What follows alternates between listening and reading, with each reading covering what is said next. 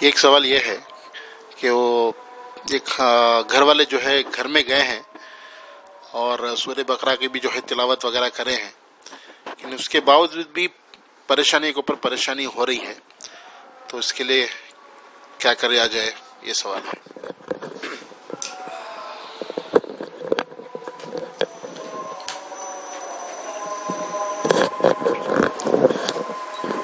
بھئی یہ جو حدیث پاک میں سورہ بقرہ کی جو تلاوت 40 دن کرنے کی ترغیب دی گئی ہے، وہ مخصوص بیماریوں کے لیے مخصوص وجوہات پر، وہ کیا ہے؟ جس جگہ پر 40 دن کی تلاوت ہوتی ہے سورہ بقرہ کی، وہاں جنات کا قیام تا قیامت نہیں ہوتا۔ اب رہی بات دیگر پریشانیوں کی وجوہات کیا ہیں، اس کے لیے جو لوگ پریشان ہیں وہ براہ راست آ کر ملاقات کریں، ان کے معاملات کا، زندگی کا، لین دین کا، احوال کا جائزہ لینا پڑے گا، پھر کارگزاری لینی پڑے گی، پھر اس کے بعد اس کے لیے ہر چیز کے لیے الگ الگ عمل آج بتایا جائے گا، اس لیے کہ سب کے لیے ایک ہی معاملہ نہیں ہے، الگ الگ ترتیب بنانا ہے۔ جی جی جی جی جس کھانے میں کیا یہ انگلش میں کیا وہ یہ ٹیسٹنگ پاؤڈر آتا ہے؟ ہاں جی، اجیناموٹو ملا ہو اس کو کھا سکتے ہیں۔ بھئی یہ ٹیسٹ پاؤڈر جو ہے یہ معدے کے لیے بہت مضر ہے، انتہائی مضر ہے، اطباء نے اس کو منع کیا ہے۔ یہ جو مستقل استعمال کرتے ہیں کینسر آنے کا اندیشہ ہے، اس سے احتیاط کریں۔ قبر میں میت سے سوال جواب آسان ہونے کے لیے گھر میں رہنے والے مستورات کے لیے کوئی عمل ہے؟ 3 عمل کرنا ہے۔ سب سے پہلا عمل غیبت سے بچنا، غیبت سے بچنا سب سے پہلا عمل۔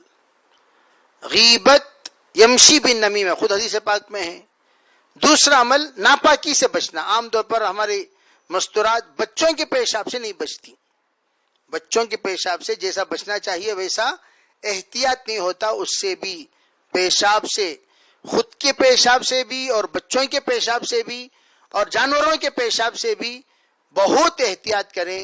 اگر اس کا مطلب یہ نہیں کہ وسوسے میں آ جائیں، بلکہ جہاں تک ہو سکے طہارت حاصل کریں، پاک صاف رہیں۔ تیسری چیز یہ ہے صدقے کی کثرت، صدقہ دیا کریں، صدقہ دیا کریں، کسی فقیر کو نہ کہیں، اگر ہے تو ضرور دیا کریں، خصوصاً کھانے کا صدقہ ہے، پانی کا صدقہ ہے، صدقہ دینے کا اہتمام۔ میں تو یوں کہتا ہوں کہ بھئی گھر میں صدقے کا باکس رکھنا چاہیے، اور ہم لوگ اس میں، بلکہ ہمارے اکابر غلہ اسکیم چلاتے تھے۔ میں تو دلی تمنا اللہ اسکیم چالو کیا جائے، دلی تمنا، انشاءاللہ عنقریب اس کا ایک نظم بھی بنائیں گے کہ ہر گھر میں ایک تھیلی، جب بھی ہم کھانا پکائیں 1 مٹھی چاول اس میں ڈال دیں، دال بنا رہے ہیں 1 چمچ دال اس میں ڈال دیں، چائے بنا رہے ہیں 2 چمچ شکر اس میں ڈال دیں۔ یہ آسان صدقہ ہے، جب مہینے کو ایک مقدار جمع ہو جائے وہ سب ایک مدرسے کو پہنچا دیں۔ تو یہ جو نکال رہے صدقہ تو پکا کر بے تلاش کرو، جاؤ آؤ، بڑا معاملہ رہتا ہے۔ یہ غلہ اسکیم والا صدقہ اتنا مجرب عمل ہے۔ اچھا اس میں ثواب کسے کسے ملے گا؟ جو لایا اسے بھی، جو دکان کو جا کر جو پیسے دیا لانے کے لیے اسے بھی ثواب، جو دکان کو جا کر آیا اسے بھی ثواب، جو ڈال رہے ہیں اسے بھی ثواب، جو لے آ کر دے رہے ہیں اسے بھی ثواب، اور جو نیت کرا رہے ہیں اسے بھی ثواب۔ تو جو اس سے متعلق ہے سب کو اس کا ثواب ملے گا۔ ثواب تو اپنی جگہ پر ہے ہی، اور عذاب سے بھی اللہ۔ اب میت کو جواب دینا آسان ہو، اس کے لیے اپنے زبان کو کلمہ طیبہ سے رطب اللسان کریں، مسواک اہتمام سے کیا کریں، اور دوسری بات یہ ہے کہ اپنے وہ گٹکا، بھنگ اور نشے کی چیزیں ہرگز استعمال نہ کریں۔ ایک بہن کے پاس کعبۃ اللہ کے غلاف کا کپڑا اسے کفن میں رکھ سکتے نہیں رکھ سکتے، کوئی فضیلت نہیں. ارے بھائی قبر میں دیکھو، ایک ہوتا ہے عالم دنیا، ایک ہوتا ہے عالم برزخ. قبر کی زندگی کو عالم برزخ کہتے ہیں. عالم برزخ میں کوئی چیز نہیں چلے گی، وہاں جو چلے گی وہ صرف ہمارے اعمال چلیں گے. عالم برزخ میں جو چیز چلے گی وہ صرف ہمارے اعمال اور ہمارا یقین. حصل ما فی الصدور، حصل ما فی الصدور، قبر میں جانے کے بعد وہی حاصل ہوگا جو دل میں ہوگا. تو یقین جتنا دل میں بسا کر جائیں گے وہی یقین. مثال کے طور پر کوئی باہر ملک کا نوٹ لا کر یہاں دیں، باہر ملک کا نوٹ لا کر یہاں چلائیں تو ملک کا کوئی کام آئے گا؟ کوئی کام ہے، بیکار کاغذ کے ٹکڑے کی طرح پڑا رہے گا. اسی طرح وہ تبرکات جو بھی ہیں وہ تمام تبرکات دنیا کے معاملے کے حد تک تبرکات ہیں. مرنے کے بعد وہ تبرکات بدل جاتے، اپنی زندگی میں کیے ہوئے اچھے نیک کام ہیں.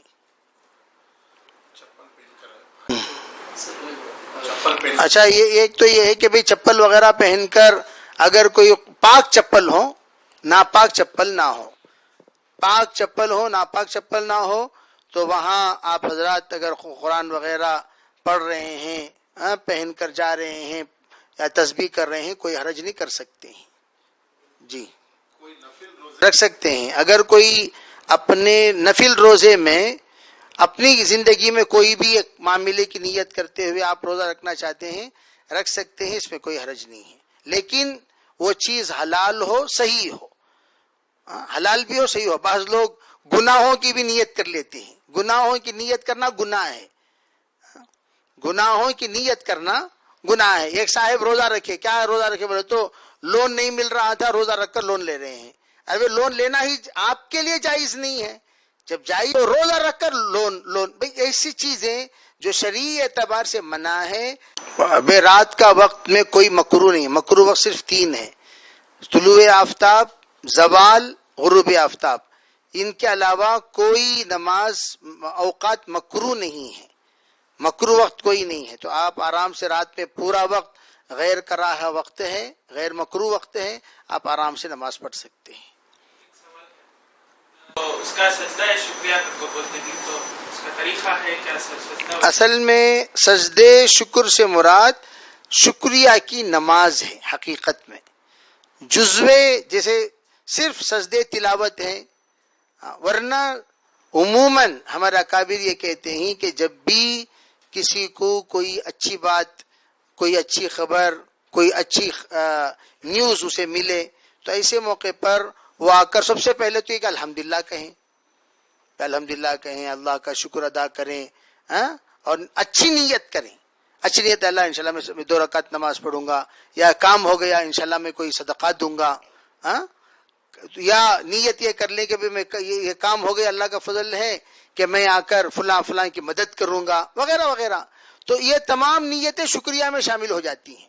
سب سے پہلا شکریہ یہ ہے کہ ہم غلط استعمال نہ کریں. جیسے عہدہ مل گیا کسی کو، وہ عہدے کو مس یوز نہ کریں، اس عہدے کو صحیح استعمال کرنا، یہ صحیح شکریہ. کیا آپ جو اچھا حلال کام کرنا چاہتے ہیں، شریعت میں جن چیزوں کی اجازت ہے وہ کر سکتے ہیں. جیسے مثال طور پر خوشی ہوئی، آپ نے مٹھائی تقسیم کر دی، تو مٹھائی تقسیم کر دینا کوئی بدعت نہیں ہے، رسم نہیں ہے، بے خوشی کا اظہار ہے، کر سکتے. لیکن اتنا خوشی کا اظہار نہ کریں کہ نافرمانی ہو جائے. اتنی بڑی پارٹی ہو گئی کہ اس میں نافرمانی بھی ہو گئی، ایسے نہیں، اس سے منع کیا گیا. لک الحمد لک شکر، اللہم صلی علی سیدنا محمد وعلی آل سیدنا محمد وبارک وسلم. اللهم تقبل منا ما كان صالحا وصلنا ما كان فاسدا برحمتك يا ارحم الراحمين والحمد لله رب العالمين.